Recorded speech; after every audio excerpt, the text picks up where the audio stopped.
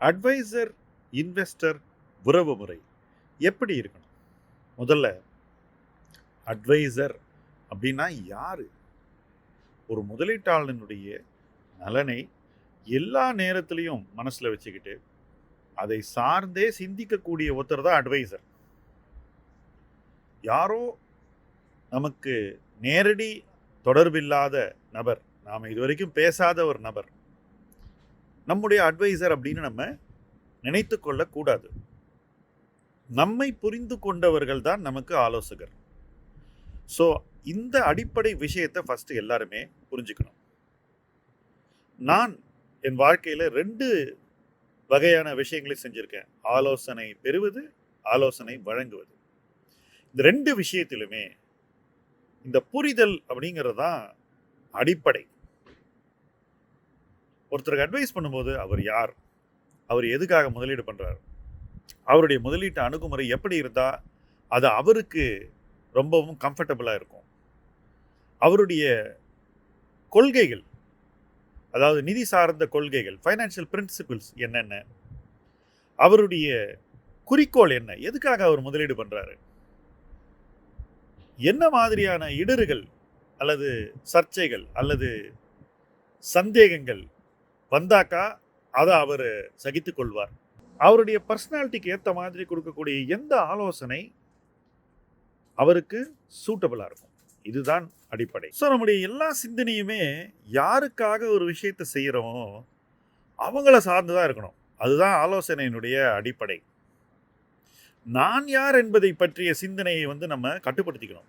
அதுதான் ஆலோசகருக்கான ஒரு எண்ண ஓட்டமாக இருக்கணும். அதுதான் அடிப்படை. பட் அப்படித்தான் நடக்குதா அப்படின்னு பார்த்தீங்கன்னா நிச்சயமா இல்லை. இன்னைக்கு எனக்கு தெரிஞ்சு நிறைய பேர் அட்வைசர்னு சொல்லிக்கிறவங்க அவங்க தொடர்பில்லாதவங்க. எப்பயோ ஒரு தடவை பார்த்துருப்பாங்க, 10 நிமிஷம் பேசியிருப்பாங்க. இவங்களை பற்றி அவங்களுக்கு ஒன்றுமே தெரியாது. அவங்கள பற்றி, அட்வைசரை பற்றி முதலீட்டாளருக்கு கொஞ்சம் தெரிஞ்சிருக்கும். அவங்க பர்சனாலிட்டி பற்றியோ, அவங்க அரசியல் சார்பை பற்றியோ, அவங்க எவ்வளவு சொத்து வச்சுருக்காங்கன்றதை பற்றியோ, அவங்க என்னென்ன பங்குகளில் முதலீடு பெருசாக பண்ணி வச்சுருக்காங்கன்றதை பற்றியோ. ஸோ இவங்க அவங்கள பார்த்து ஏதோ ஒரு ஏகலைவன் போல ஆலோசனை பெறுவதாக நினைக்கிறார்கள். பட் முதலீட்டில் ஏகலைவன் வரலாறுலாம் அந்த அளவுக்கு உதவாது, வேலை செய்யாதுங்கிறது தான் என்னுடைய அனுபவம். இங்கே deep understanding and deep trust, இந்த 2 விஷயமும் ரொம்ப ரொம்ப முக்கியம். ஆழமான புரிதல், ஆழமான நம்பிக்கை.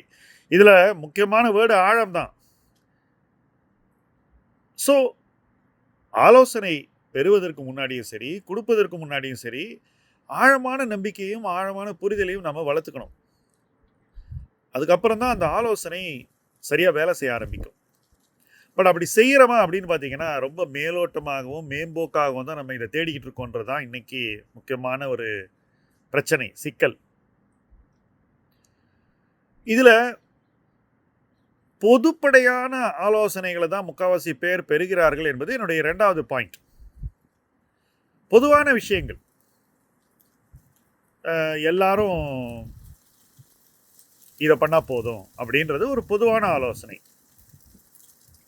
இது எப்படி இருக்குனாக்கா, உங்கள் வீட்டில் நீங்கள் பேராசெட்டமால் வச்சுக்கோங்க, எப்போ உடம்புக்கு வந்தாலும் நீங்கள் அதை சாப்பிட்டுக்கோங்க அப்படின்னு ஒருத்தர் சொன்னாக்கா அது மருத்துவ ஆலோசனைன்னு ஆகுமா? இருக்காது இல்லையா?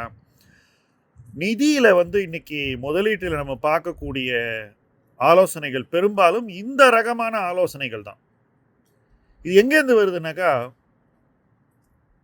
இது இவ்வளோதாங்க, இதில் ஒன்றும் இல்லை, இது நீங்கள் ஈஸியாக பண்ணிடலாம் அப்படின்னு சொன்னாக்கா அந்த ஆலோசகருக்கும் நிறைய ஃபாலோயிங் வருது.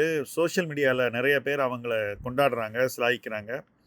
ஸோ ஈஸியாக பண்ண முடியும்னு சொல்கிறதுக்காக ஒரு ஆலோசனையை உருவாக்கி இவ்வளோதாங்க இது அப்படின்னு அதற்கு கொடுக்க வேண்டிய மதிப்பையும் கொடுக்க வேண்டிய முக்கியத்துவத்தையும் கொடுக்க வேண்டாம் என்று அறிவுறுத்தி அதன் மூலமாக ஒரு பெரிய ஃபாலோவிங்கை உருவாக்கிட்டு அந்த ஃபாலோவர்ஸை நீங்கள் நினைக்கிறதையெல்லாம் ஃபாலோ பண்ண வைக்கிறது. இது இன்னைக்கு ஒரு வகையான ஆலோசனை. ஆங்கிலத்தில் நான் பார்த்துருக்கேன், ஒரு யூடியூபர் மில்லியன்ஸ் ஆஃப் ஃபாலோவர்ஸ் வச்சுருக்காரு. அவர் சொல்லக்கூடிய கருத்துக்கள்லாம் பார்க்கும்போது நான் முதல்ல எவ்வளோ பேர் இதை பார்த்துருக்காங்க, எவ்வளோ பேர் இதை விரும்பி இருக்காங்கன்னு பார்ப்பேன். அதிர்ச்சியாக இருக்கும். இந்தியாவில் வீடு வாங்காத, போய் துபாயில் வீடு வாங்கு அப்படின்னு ஒரு ஆலோசனை. அடுத்தது தங்கத்துக்கு எதிரான ஒரு கருத்தியல் ஆலோசனை. அதில் வந்து லாஜிக் இருக்காது, ஐடியாலஜி இருக்கும். எல்லா ஆலோசனையுமே இவருடைய எல்லாமே ஐடியாலஜிக்கலாக இருக்கும். பார்த்தீங்கன்னாக்கா ஏன் ஐடியாலஜிக்கலாக எடுக்கிறாங்கன்னா, யங்ஸ்டர்ஸ்க்கு ஐடியாலஜி இருக்குது. யங்ஸ்டர்ஸ்க்கு ஒரு விஷயத்தை ஐடியாலஜிக்கலாக சொன்னால் அதை ரொம்ப அவங்க விரும்பி பார்ப்பாங்க. வியூஸ் அள்ளிக்கிட்டு போகும், ஃபாலோயிங் கூடும். அதன் மூலமாக நிறைய என்டார்ஸ்மெண்ட்ஸ் பண்ண முடியும், நிறைய கொலாப்ஸ் பண்ண முடியும். அவருடைய தொழிலுக்கு ஒரு ஐடியாலஜி ட்ரிவன் ஆலோசனை சரி என்று அவருக்கு படுகிறது. ஸோ இந்த இடத்துல ஐடியாலஜி தப்பா ரைட்டாங்கிறது ஒரு பிரச்சனை. அவர் சொல்லக்கூடிய ஆலோசனையின் பொருத்தம், அதாவது கேட்குறவங்களுக்கு பொருத்தமானதா அப்படின்னு கேட்டிங்கன்னா பெரிய கேள்விக்குறிங்க. எத்தனை பேருக்கு துபாயில் வீடு வாங்க வேண்டிய தேவை இருக்குது சொல்லுங்களேன். ஆனால் அதை பற்றி பெருசாக பேசுவாங்க.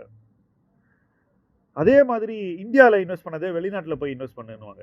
இந்தியாவில் வாழறவங்க வெளிநாட்டில் இன்வெஸ்ட் பண்ணாக்கா அந்த வெளிநாட்டை பற்றி அவங்களுக்கு எவ்வளவு தெரியுங்கிற ஒரு கேள்வி கூட அவங்க வந்து ரைஸ் பண்ணுறதே கிடையாது.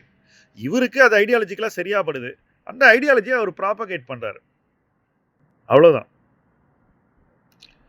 இது எப்படி இருக்குன்னா, நம்ம ரொம்ப விரும்பக்கூடிய ஒரு ஹீரோ டாம் க்ரூஸ் ரொம்ப நாளாக இருந்தார் ஹீரோவா. இன்னைக்கு அவருக்கு 70 வயசுக்கு மேலே ஆயிடுச்சு. அவர் வந்து ஒரு புதிய மதத்தை வந்து ப்ராபகேட் பண்ணார் ஒரு காலத்தில், சயின்டாலஜின்னு. அதாவது அவருடைய ஃபேன்ஸ் எல்லாம் அதை ஃபாலோ பண்ணுங்கிறது அவருடைய ஒரு எதிர்பார்ப்பாக இருந்தது. அதனால அவர் அதை எல்லாருக்கும் சொல்லிக்கிட்டு இருந்தார். சில ஃபேன்ஸ் அதை ஃபாலோ கூட பண்ணியிருப்பாங்க. பட் அது அவங்களுக்கு பொருந்துமாங்கிறது தான் கேள்வி. இந்த மாதிரியான ஒரு மனநிலை தான் இன்னைக்கு இந்த மாதிரி ஐடியாலஜிக்கல் அட்வைஸ் கொடுக்குறவங்களுக்கு இருக்குது. அவங்களுக்கு வேற ஏதோ ஒரு பொருளாதார தேவை இருக்குது, நோக்கம் இருக்குது, அது நிறைவேறவும் செய்யுது. அப்போ அவங்க என்ன பண்ணுவாங்க, அதை இன்னும் கெட்டியாக பிடிச்சிக்கிட்டு ஒவ்வொரு நேரத்துலையும் இன்னும் ஒரு காட்டமான ஆலோசனையை கொடுத்துக்கிட்டு இருக்காங்க. அது ஜெயிச்சுக்கிட்டு இருக்கு. யாருக்கு? அவங்களுக்கு மட்டும். பட் நீங்கள் அந்த மாதிரி ஆலோசனையை பெறுகிறீர்கள்னா உங்கள் நிலைமையை கொஞ்சம் யோசிச்சு பாருங்க. உங்களுக்கு கொஞ்சமாவது அது பொருந்துமானு பாருங்க. அதை நீங்கள் பார்த்து ஆகணுங்க. அதுதான் இன்னைக்கு எல்லாருக்குமே முக்கியமான ஒரு விஷயம். ஆலோசனைங்கிறது உங்களுக்கு சூட்டபிளாக இருக்கணும். ஆலோசகர் என்பவர் உங்களை பற்றி நினச்சி உங்களுக்கு ஆலோசனை கொடுக்கணும். அப்போ தான் அவர் செய்யக்கூடிய விஷயங்கள், அவர் சொல்லக்கூடிய ஆலோசனைகள் உங்கள் வாழ்க்கைக்கு பொருத்தமானதாக இருக்கும். உங்கள் வாழ்க்கையை வளர்ச்சி பாதையில் கொண்டு செல்லும். உங்களுக்கு தேவையான விஷயங்களை உங்களுக்கு கொண்டு சேர்க்கும். இதெல்லாம் நடக்கணும். இதெல்லாம் ஒரு லாங் டைம் ட்ரிவன் ப்ராசஸ். நிறைய கால அவகாசம் எடுக்கக்கூடிய ஒரு விஷயத்தை சும்மா ஒரு வீடியோவை பார்த்து நம்ம முடிவு பண்ணுறதுங்கிறது தப்பானது அப்படின்னு நான் நினைக்கிறேன். நான் எந்த வீடியோவை பார்த்து எந்த முடிவையும் எடுத்ததே கிடையாதுங்க. எந்த டிவி சேனலையும் பார்த்து எந்த பங்கையும் வாங்கினது கிடையாது. இம்பல்சிவ் என்ற அந்த வார்த்தையே முதலீட்டில் வரக்கூடாது, அதுவும் ஆலோசனையில் வரக்கூடாது அப்படின்றது என்னுடைய ஆழமான நம்பிக்கை. அதான் என்னுடைய வாழ்க்கை பாடம். ஸோ இதை நிறைய பேர் பண்ணும்போது நான் இதை டெஃபினட்டாக சுட்டி காட்டுறேன். பல நேரங்களில் எதிர்க்கிறேன், சில நேரங்களில் கடுமையாகவும் எதிர்க்கிறேன். என்ன ரீசன்னா, அதை செய்கிறவங்களுக்கு எனக்கு எந்த விதமான அப்போசிஷனும் கிடையாது. அவங்க தொழில்முறை செய்கிறாங்க. பட் உங்களுக்கு எது நல்லது அப்படிங்கிறத யார் யோசிக்கணும்? நீங்கள் தானே யோசிக்கணும். யார் அதை தீர்மானிக்கணும்? நீங்கள் தானே தீர்மானிக்கணும். உங்களுக்கு எது நல்லது என்பதை நீங்கள் தீர்மானிக்க வேண்டும். உங்களுக்கு எது சரி என்பதை ஒரு ஆலோசகர் உங்களுக்கு சொல்ல வேண்டும். அப்படி உங்களை சார்ந்தே, உங்களை முன்னேற்ற வேண்டும் என்ற சிந்தனை சார்ந்தே, உங்கள் தனித்துவத்தை மதித்து பெறக்கூடிய விஷயங்கள் தான் நல்ல ஆலோசனை. அப்போ நீங்கள் உருவாக்கக்கூடிய அட்வைசர், இன்வெஸ்டர் உறவுமுறை இப்படிப்பட்ட ஆலோசனை சார்ந்து இருந்தால் அது உங்களுக்கு நன்மை பயக்கும். மற்றபடி இம்பர்சனலாக ஒரு அட்வைசரி மெத்தடில் நீங்கள் இருந்தீங்கன்னாக்கா, உங்களை யாருன்னே தெரியாமல் ஒரு அட்வைஸ் ஒருத்தர் கொடுத்தாங்கனாக்கா, அதை நீங்கள் பார்த்து அப்படியே நீங்கள் ஏதோ காப்பி அடிக்கிற மாதிரி, ஜெராக்ஸ் எடுக்கிற மாதிரி எடுத்தீங்கன்னாக்கா, நிச்சயமாக அந்த ஆலோசனை உங்களுக்கு செய்ய வேண்டியதெல்லாம் லைஃப்பில் செய்யாது. சில நன்மைகளை செய்யலாம், ஆனால் உங்களுக்கு வர வேண்டியதெல்லாம் வராது. உங்கள் வாழ்க்கையில் நடக்க வேண்டியதெல்லாம் நடக்காது. ஆனால் அது எல்லாம் நடக்கணுங்க.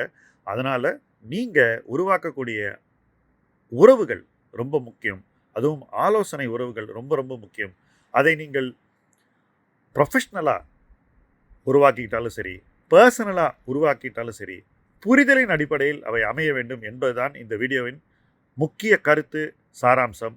புரிந்து கொள்வீர்கள் என்று நம்புகிறேன். புரிதலுடன் இணைந்து பயணிப்போம். முதலீட்டு களம் உங்கள் களம். நன்றி.